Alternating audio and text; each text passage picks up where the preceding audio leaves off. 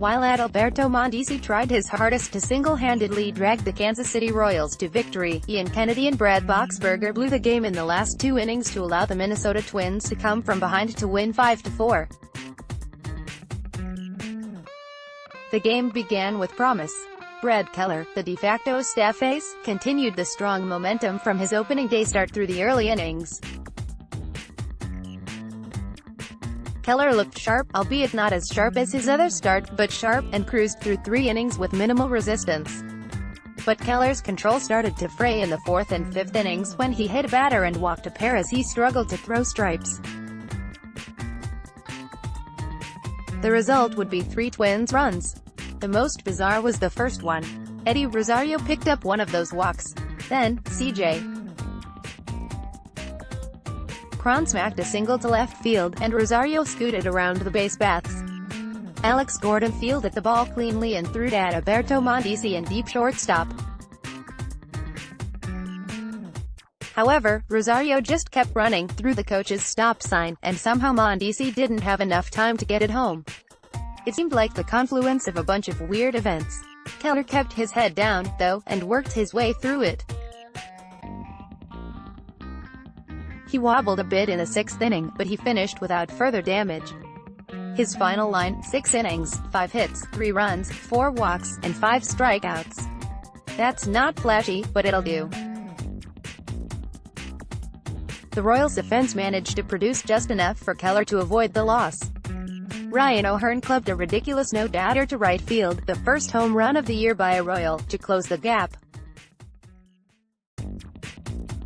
Kansas City scored its first run in the 1st inning thanks to a Merrifield double and a Mondesi single on the first 2 pitches of the game.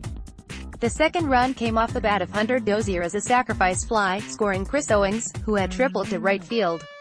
No, seriously, he did that.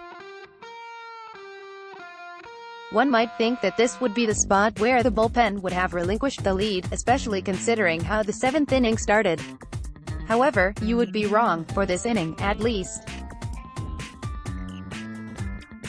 Tim Hill ran into some awful luck, inducing a grounder from Max Kepler that bounced right in front of the plate and soared too high for the Royals to make it throw in time. Jorge Polanco then bunted perfectly to third.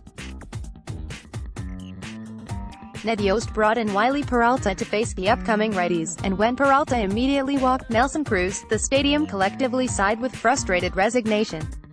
Except, it didn't happen. Peralta struck out Rosario. Out 1. Cron smashed a liner, but it went right to Dozier. Out 2. Peralta then struck out Marvin Gonzalez. Out 3. Situation diffused. The tie was broken by, who else, Mondesi in the 8th inning via, what else, an inside-the-park home run. 4-3, Royals. Mondesi crushed a pitch off new reliever Taylor Rogers to straightaway center field, his second such hit of the evening. It went over the head of Byron Buxton, who crashed into the wall, leaving a gnarly gash in the padding from his spikes.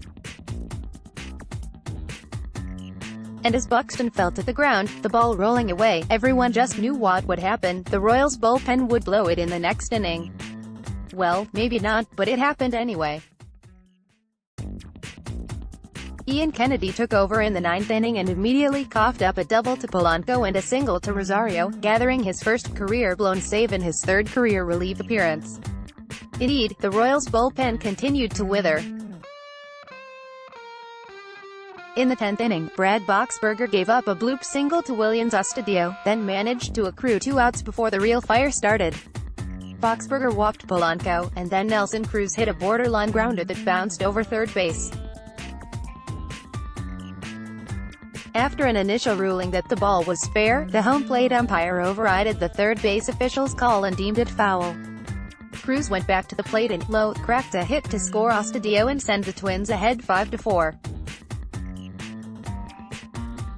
Tomorrow, the Royals face the Twins again in an afternoon game at the Cave before the Royals travel to Detroit for the first road series of the year. Kansas City is 2-2.